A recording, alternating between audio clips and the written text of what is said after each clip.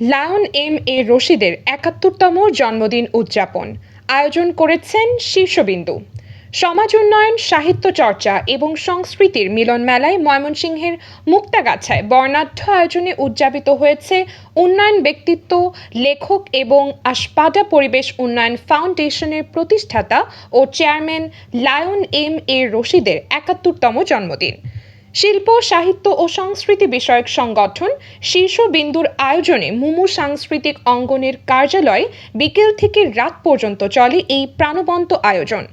অনুষ্ঠানে শিল্পী, সাহিত্যিক, সংস্কৃতিকর্মী, সাংবাদিক এবং বিভিন্ন শ্রেণী পেশার মানুষের স্বতঃস্ফূর্ত উপস্থিতিতে উৎসবমুখর পরিবেশে সৃষ্টি হয়। প্রায় ৫০ জন শিল্পী দলীয় ও একক সঙ্গীত, নৃত্য এবং আবৃত্তি পরিবেশন করেন। বৈচিত্র্যময় সাংস্কৃতিক পরিবেশনায় লায়ন এম এ রশিদের কর্মময় জীবন, মানবিক মূল্যবোধ এবং সমাজ উন্নয়নে তার অবদান তুলে ধরা হয়। স্বাধীন চৌধুরী লেখক, সাংবাদিক ও সংগঠক। তিনি বলেন, সমাজ, মানুষ ও পরিবেশের কল্যাণে লায়ন এম এ রশিদের দীর্ঘদিনের অবদান নতুন প্রজন্মের জন্য অনুপ্রেরণার উৎস। তার উন্নয়ন চিন্তা ও মানবিক মূল্যবোধ সমাজকে সমৃদ্ধ করেছে।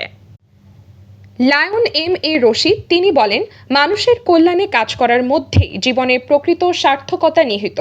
আগামী দিনেও সমাজ, মানুষ ও পরিবেশের উন্নয়নে নিজের সামর্থ্য অনুযায়ী কাজ করে যেতে চাই।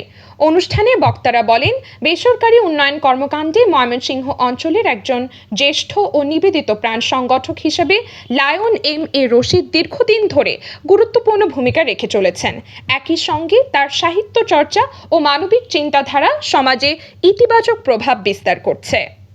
সাহিত্য, সংস্কৃতি ও উন্নয়ন চিন্তার সম্মিলনে আয়োজিত এই ব্যতিক্রমী জন্মদিন অনুষ্ঠান উপস্থিত অতিথিদের কাছে হয়ে ওঠে এক আন্তরিক মিলন মেলা ও শ্রদ্ধার অনন্য আয়োজন।